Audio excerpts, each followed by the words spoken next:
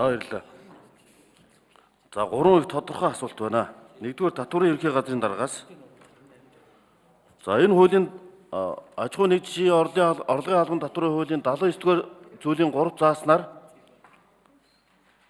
эдгээр аж ахуй нэгжээс авах татварыг 1% болгоход энд үйл ажиллагааны орлого, хөрөнгийн орлого, хөрөнгө борлуулсны орлого гурван анги орж хамрагдана. Гэтэл хүн амын орлогын албан татвараар яг энэ гурван орлогыг төлж байгаа иргэд бол жишээлбэл байраа зарсан хүн бол 10% татвар төлнө. Иргэн хүн. Одоо сая би Лүндэ Шанцар гишүүнээс ном борлуулсны орлого хэдийг төлөхөөр 3 сая төгрөгөө төлнө гэж. Яг адилхан төрлийн орлого бол аж ахуй нэгж 1.5 тэрбум төгрөгийн орлого буюу сарын 100 сая төгрөгнөөс дээш орлоготой хүн бол аж ахуй нэгж маань 1% татвар төлөх болж байна. Тэр хүн амын орлогын албан татвараар 10% төлдөг. Аж ахуй нэгжийн орлогын албан татвараар 1% төлдөг. Энэ зөрүүг ер нь юу гэж тооцсон юм бэ? Энэ зөрүү гарч байна эндээс. Энийг ажлын байр бий болгож байгаа салбараа гэдэг ингээд бас тодорхойлоод үзэх юм бол нөгөө талд нь худалдаа үйлчлэгээний салбар энэ төр маань бас орохгүй байгаад байна. Хамгийн олон ажлын байр бий болгож байгаа төрөөс нэгтэлцээ дэмжлэг татаас им аваад байдгүй салбарууд нь худалдаа үйлчлэгээний салбар ажлын байр бий болгож байгаа юм. Тэгээ энэ харьцуултын нөгөө хуулийнхаа үзэл баримтлалын дагуу харахаар хувь хүмүүс өндөр татвар төлдөг болоод одоо сарын сая төгрөгийн орлоготой ч юм уу цалиндаа 10% төлдөг.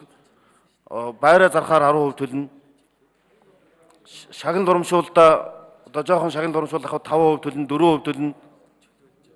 Гэтэл яг энэ гурван төрлийн адилхан орлого бол бүгдээрээ 90% төлсөөр 1% татвар төлдөг болоод байгаа. Энэ зөрүү одоо шил энэ хууль батлагдсанаар нийгэмд одоо энэ өнөөгийн уур амьсгалын үед одоо ямар ойлгож өгөх вэ? Энийг юу гэж тооцсон юм бэ? Хоёрдугаард нь би энэ татварын хуулийн реформын талаар бүр нэг тийм танилцуулга засгийн газарт санал хүргүүлсэн. Энэ засгийн газрын үндсэн чиглэл боловсруулахад тэрнтэй танилцсан уу? Яг ингээд татварыг бууруулахаар хоорондын зөрүү багасах тусамд олон улсын туршлагаар компаниуд жижигэрдэг, олон салбар аж ахуй нэгжүүдтэй болдог. Тэгээ харилцан хамаарал бүх этгээдүүдийг өнөөдөр яаж яг тогтоож татвар оногдуулж байгаа ямар практик байна өнөөдөр их дээр. Гуравдугаарт нь энэ татвар хураа харгын шинжилгээ асуудал байгаамаа. Ер нь татварын зохиц реформыг ингэж багцаар нарахгүйгээр тус нь ингэж ороод ирэхээр энэ чинь хүн амын орлогын албан татвартайгаа уялдахгүй. Аж ахуй нэгжийн орлогын албан татварыг шаталтай болгоод миний бодлоор бол 10% татварыг 5% болгочмоор байгаа.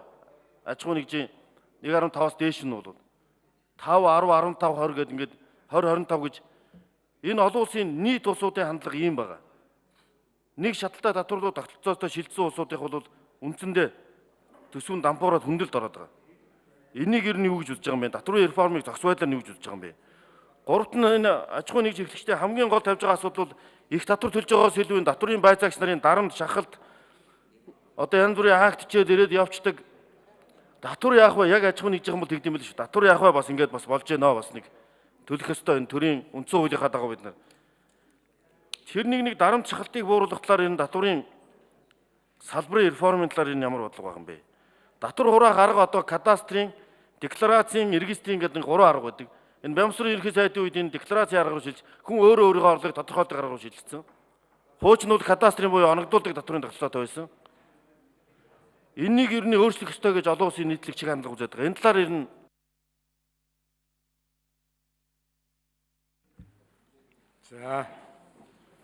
За хариулахын өмнө би энэ зочдыг танилцуулъя.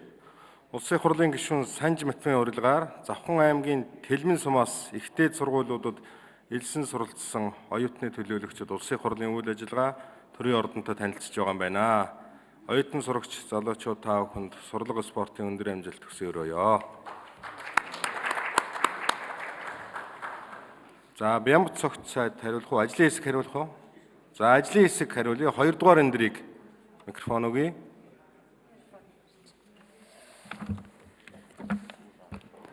За хувь хүний орлогын албан татварын 8.1-2 дээр үйл ажиллагааны орлогын тухай бол дурдсан байдаг.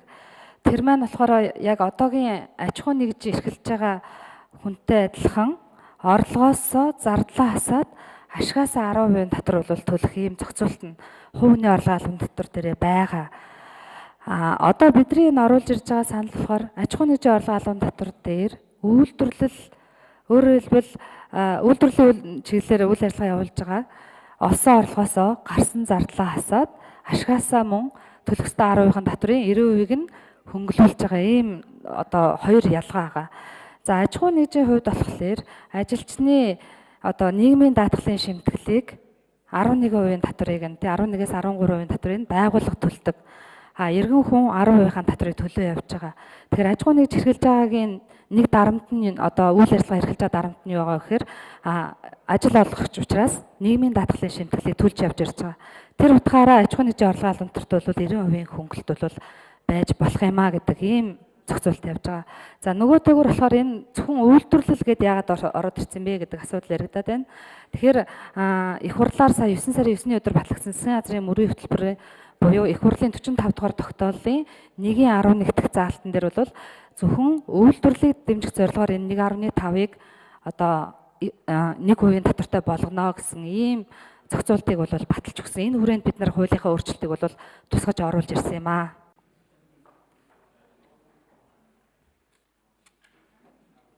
Их тодорхой асуулт асуусан шүү дээ. Жишээлбэл аж ахуйн нэгжийн орлогын албан татврын тухай хуулийн 7-гийн 3-ийн 3-т нь бол хөрөнгө борлуулалтын орлого гэж байгаа. Энэ дээр 1% төлөхөөр энэ хуулиарч орж ирчээд байна.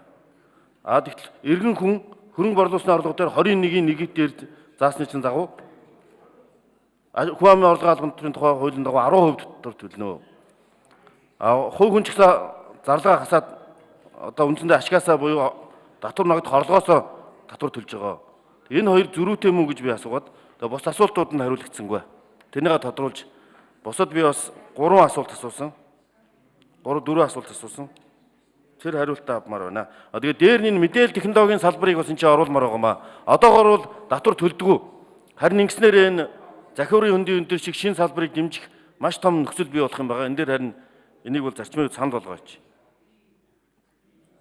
Өөрөлд бол энэ аж ахуйн нэгжийн орлогын албан татвар төлөгч байгууллагууд маань бол үйл ажиллагааныхаа одоо орлогоос зардлаа хасаад тэгээд татвар ногдох орлого гэж гаргаад түүнээсээ бол 10% татвар төлдөг байсныг одоо бол хөнгөлөөд 1% болгож байгаа.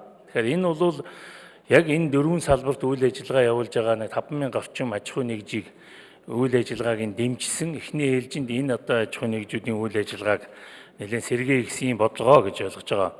За хувь хүний орлогын албан татврын хувьд бол хувь хүн бол бас өөрийнхөө үйл ажиллагаанаас, аж ахуйн үйл ажиллагаанаас, хөрөнгө борлуулснаас, хөрөнгө түрээснээс гэх мэтийн ийм янз бүрийн үйл ажиллагаанаас бол хувь хүн орлого олдгоо.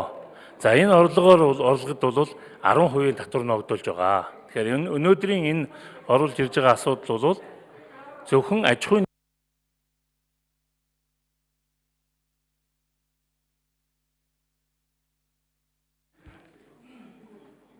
Хоёрдугаар эндрийн микрофоныг асуугаарай. Тийм учраас өнөөдрийн энэ орж ирж байгаа асуудал бол аж ахуйн нэгжийн орлогын албан татврын хөнгөлөлтийг 90% хөнгөлөх 1% болох энэ асуудал орж ирж байна гэж би ойлгож байна. Тийм учраас энийг бол хувь хүний орлогын албан татвартай бол харьцуулж өнөөдөр ярих нь бол бас яхан зүйд нийцэхгүй хаа гэж бодож байна.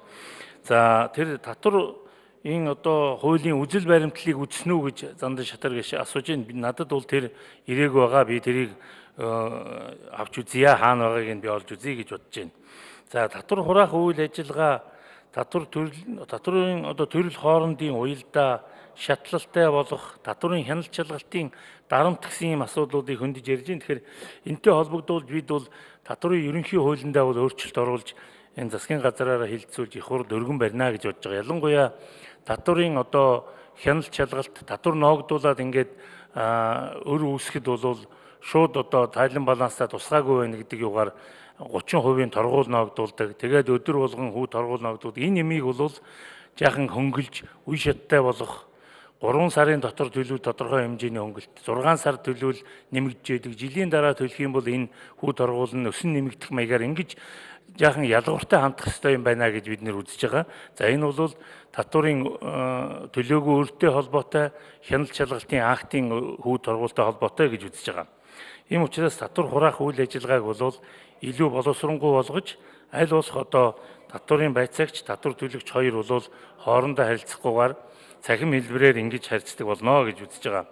За хяналт шалгалтын дарамт шахалтыг бол бид бас багасгах чиглэлээр үйл ажиллагаа явуулж байгаа. Энийг бол өшөө цааш нь боловсронгуй болгоно. Юуны өмнө хяналт шалгалтанд бүх аж ахуйн нэгжүүдийг 5 жил тутам нэг удаа шалгадаг байсныг бол одоо ер нь өөрчилж зөвхөн эрсдэл бүхий аж ахуйн нэгжүүдийг эрсдлийн судалгаанд үндэслэж ихээхэн эрсдэлтэй гэж үзсэн тэр аж ахуйн нэгжүүдийг бол шалгаж байгаа. Энэ нь бол маш цөөн аж ахуйн нэгжүүд шалгалтанд хамрагдж байгаа. За ганцхан энэ дээр бол татварын одоо хяналт шалгалтын актыг хүлээн зөвшөөрөх, тэрнийг нь баталгаажуулах. За энийг нь бол татварын албанд бол бас тодорхой одоо хуулиар бол зохицуулж их шаардлага байгаа. Тэгэхгүй бол энэ асуудал бол маргаан таслах зүйл шүүх гэж яваад нэлээд урт удаан хугацаанд татвар төлөгчид дарамт болдог энэ байдлыг бол бас хуулиар зохицуулах ёстой гэж үзэж байгаа. Ер нь бол энэ татварын ерөнхий хууль, за бусад аж ахуйн нэгж, хүн амын орлогын албан татвар, нэмэгдсэн үртгийн албан татвар гэсэн гол хуулиудын одоо шинжилгээг энэ хураах, хяналт шалгах юмтай холбогдсон энэ реформ шин чанартай зүйлийг бол бид бол оруулж ирнэ гэж үзэж байгаа. Баярлалаа.